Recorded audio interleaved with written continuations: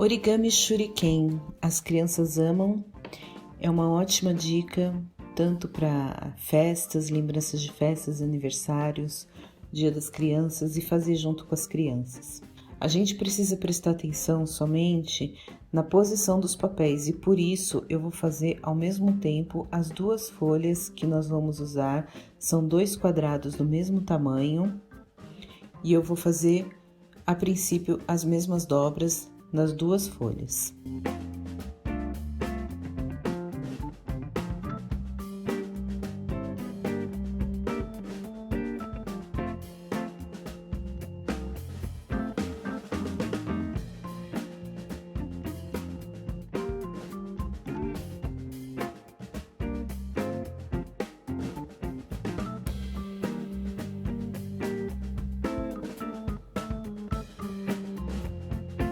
Nesse momento há uma diferença.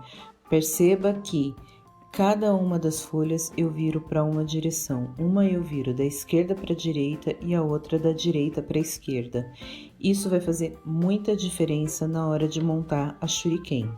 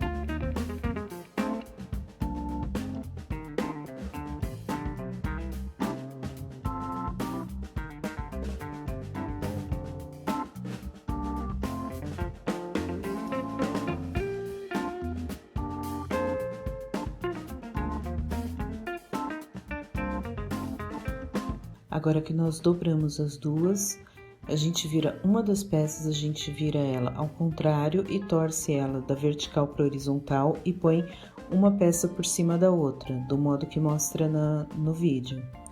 E aí a gente vai encaixar, é bem intuitivo, você vai perceber as aberturas no próprio origami para encaixar as pontas da estrela.